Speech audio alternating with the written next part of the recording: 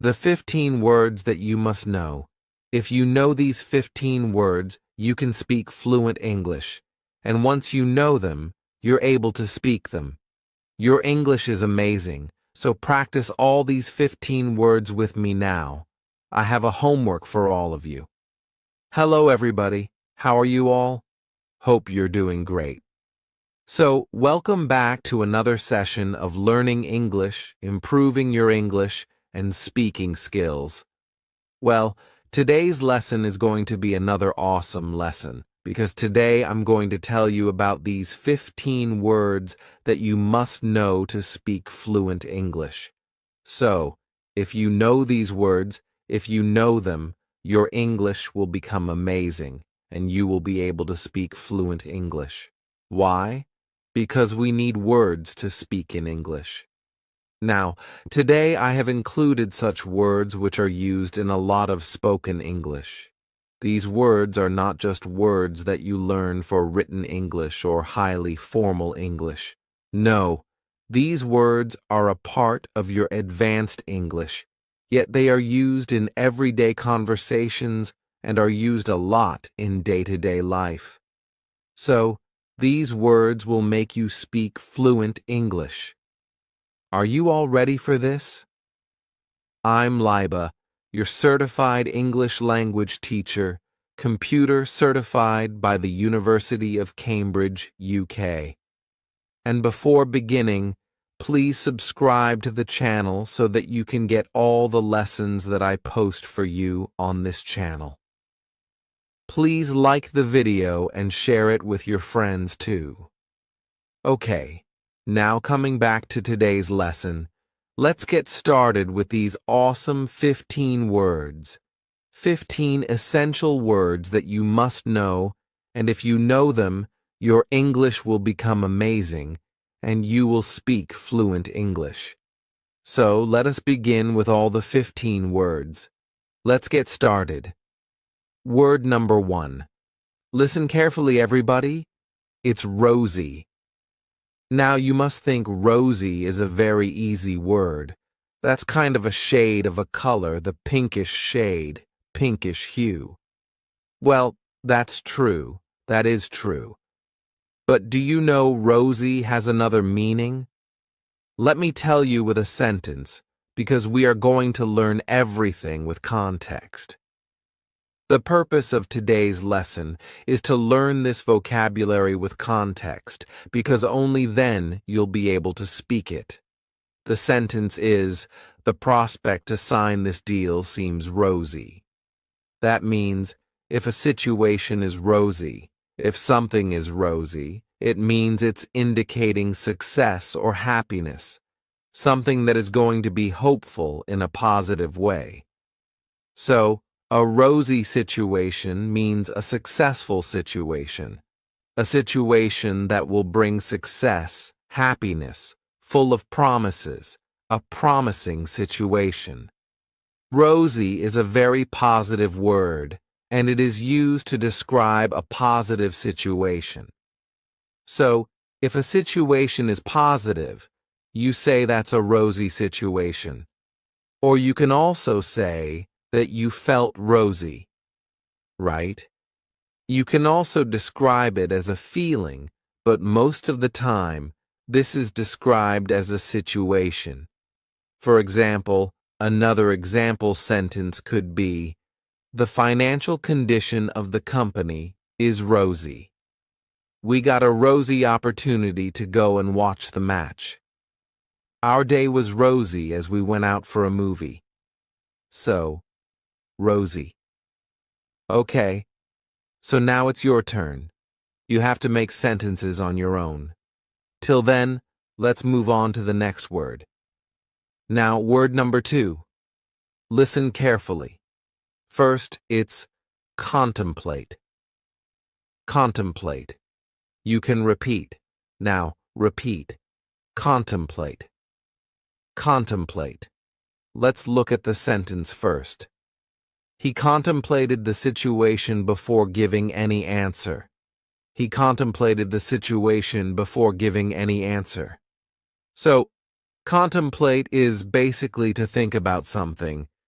Think deeply about something.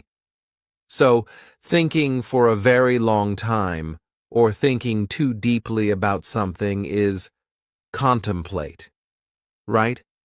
People often contemplate before taking a decision, and people contemplate when they are analyzing a situation. That means they're thinking too deeply about a situation, thinking about something for a long time, being very thoughtful in your decision or something. Another sentence could be, she contemplates her future too often. That means she constantly thinks too deeply about her future all the time. I think that happens with all the teenagers and everyone who's growing up. I think normally that happens with people, right? So, a word with context. To contemplate a situation is to think too deeply about a situation or think too deeply about something for a very long time. Now, word number 3. Listen carefully, everybody. It's delusion. Delusion. Now, repeat for pronunciation, delusion. Once again, delusion. That's absolutely amazing. Now, delusion, I think that is something you're familiar with. We hear it a lot. You need to come out of your delusion and accept the reality. You need to come out of your delusion and accept the reality. So, delusion is basically a situation that we have created in our mind, which is not real. It's fake. So, delusion can be anything. When you know about the facts, specifically when you know about the facts, you have an idea that this could be false. Still, you are believing those false things. That's delusion. People are living in a delusion. So that is like, if a person knows that the prospect of that person getting promoted is kind of non-existent, like they're not much, because there are other contenders who might have performed better. Now still, this person is thinking that, no, I will get promoted, even after knowing that the other person or the other contenders performed better. And they are not accepting the reality, and they're living in this delusion that I'm going to get promoted. That is kind of delusion. That you know about the facts, still, you want to live in that fantasy or the fake world that you have created. That is delusion. So, yeah, you can use this word now correctly. That is delusion. Another sentence could be, he's being delusional to think that he will get promoted. He's being delusional to think that he will get promoted. So, delusional is basically kind of an adjective you're using, and delusion is the noun. Same word, but different versions. So we know that we can use a word in many different ways. Delusion, delusional, when you don't want to accept the reality. So that is the word. Now, word number 4. Listen carefully, everybody. Blemish. Repeat after me. Blemish. Yes, once again, blemish. Excellent. Now, blemish. For that, you need to hear the sentence. There was no blemish on her beautiful white dress. There was no blemish on her beautiful white dress. Now, blemish on a white dress means a mark or a spot.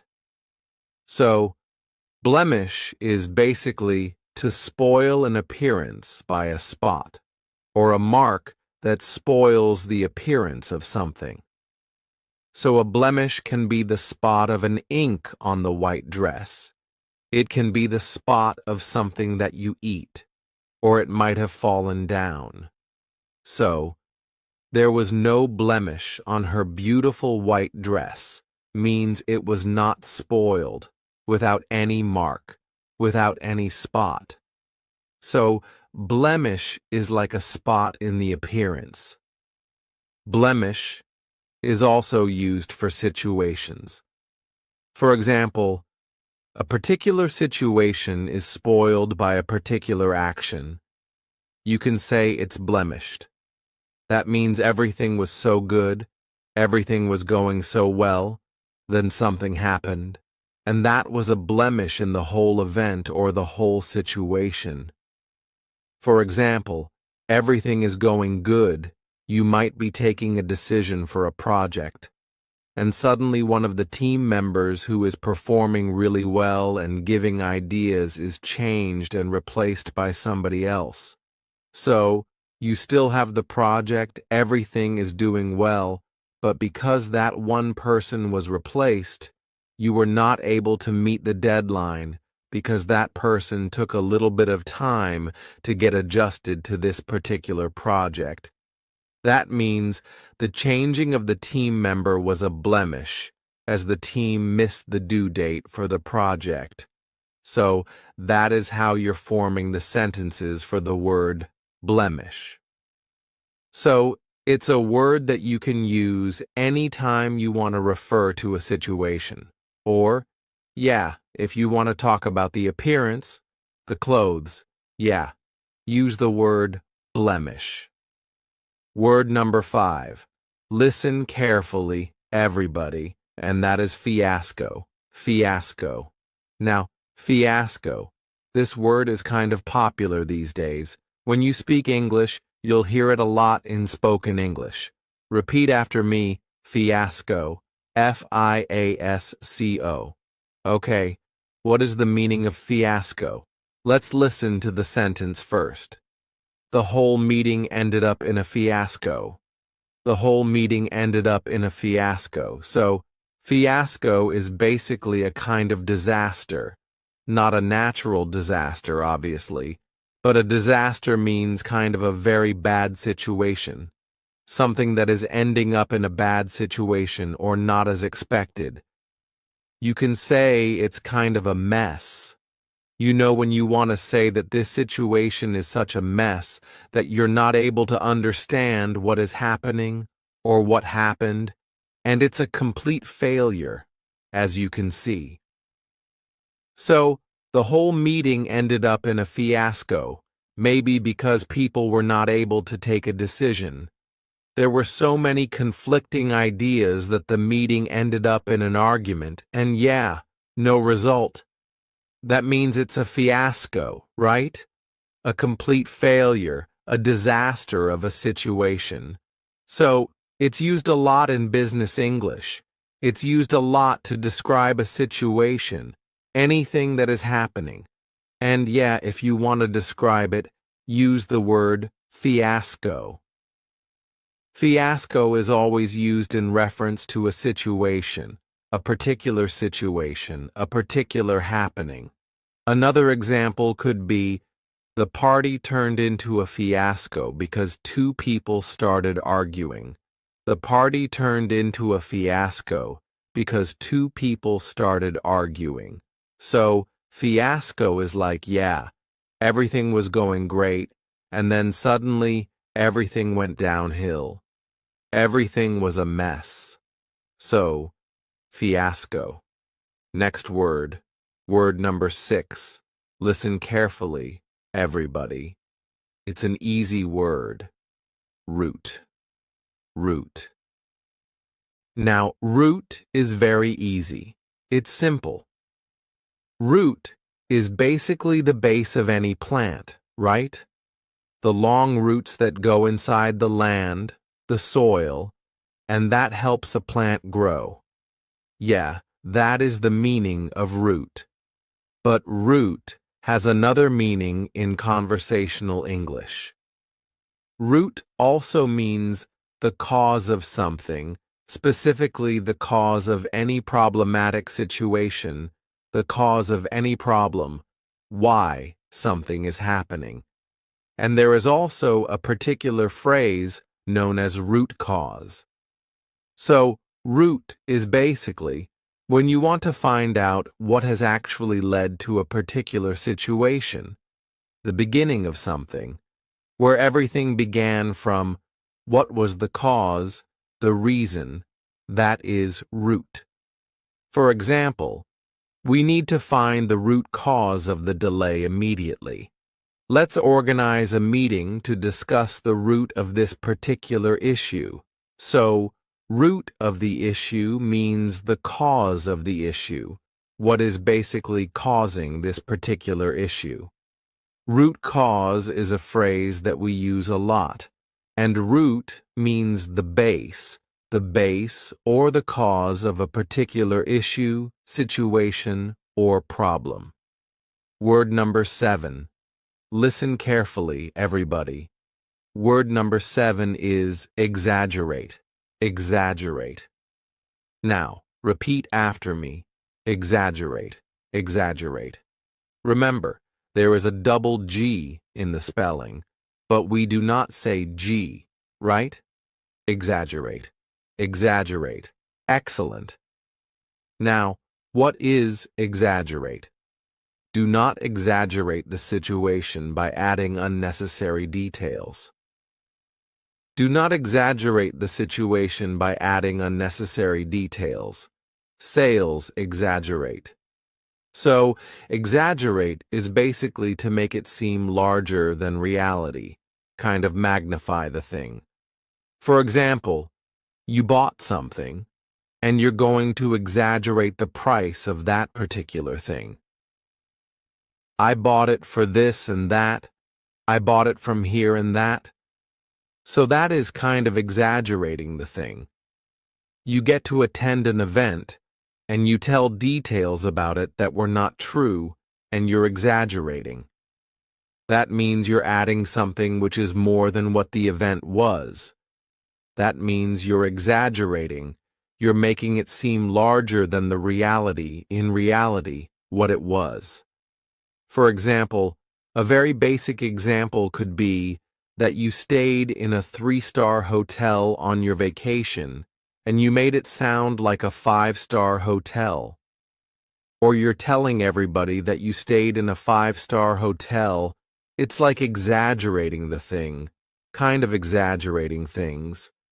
So, the basic example could be that exaggerate is to just add on details and make things so magnificent. In reality, they are not that magnificent, or you make them larger than reality. Another example could be, stop exaggerating about the party that you attended, or stop exaggerating the details of this project. Next word, word number 8. Word number 8 is, listen carefully, everybody, euphoria. Euphoria. Repeat after me, euphoria. Once again, euphoria. Now, euphoria. The team felt a sense of euphoria after winning the match. Yes, euphoria is basically to feel extremely happy about something. When you are extremely happy, it's a sense of happiness, a sense of achievement, excitement for something, a particular situation, and it arises due to a particular situation. And that is kind of like shli, perhaps meant assesly or shali. For example, the students were euphoric to know their results. My friend was caught up in euphoria after getting admission into her dream college. So, euphoria is basically that sense of extreme happiness that you experience because you've achieved something great. So, it produces from a moment of greatness. For example, winning a match is basically a big deal. Getting admission into your dream college is a big deal. Getting great results after an exam is a big deal. So all these situations can be described as euphoric situations, where you experience extreme happiness, a feeling of being elated, like feeling like you're at the top of the world. That kind of feeling, that is euphoria. Word number 9. Listen to it carefully, everybody. Futile. Futile. Now repeat after me. Futile. Futile. futile. All her efforts to make the project were futile as it rained heavily the next day. So, all her efforts to make a great science project were futile because it rained heavily the next day. Futile means useless. Futile means that whatever you have done, it's useless, not of any use, kind of went in vain, where everything was useless, not purposeful. So, futile, your efforts for this project will become futile if you do not add more members to your team. That means use less. If you don't submit this assignment on the deadline, your assignment will become futile. So the assignment is going to be futile because the teacher might not accept the assignment after the due date, after the end date, and hence the assignment is futile. No use of the assignment after that. So, futile is something that has become useless, or a situation that is useless, efforts that are useless. Sentence number 10. Listen carefully, everybody. Inevitable. Inevitable. Repeat after me. Inevitable. The inevitable appointment of the new CEO was an inevitable decision. The appointment of the new CEO was an inevitable decision. Inevitable means something that you cannot avoid at any cost, that is bound to happen. Some things in life are inevitable. Some things in life are bound to happen. You have no control over them. They will happen. They're inevitable. So, inevitable is something that you cannot stop from happening. It is bound to happen, and sometimes you use it for situations where you know that this is going to happen, or this might happen. For example, the appointment of the new CEO was an inevitable decision because they might need a new CEO at that particular position. The recent CEO might be retiring, whatever was happening. So, yeah, inevitable decision. Inevitable is something that you cannot stop from happening, something that is required, something that was bound to happen, whatever may be the situation. It was bound to happen. Working for extra hours is inevitable if we are going to take up this project. So, inevitable. That is bound to happen. We have to work for extra hours. We know that from the beginning. Inevitable. Something that is bound to happen. Something that you know will happen. Something that you cannot stop at any cost. Word number 11. Listen carefully, everybody. Charisma. Charisma.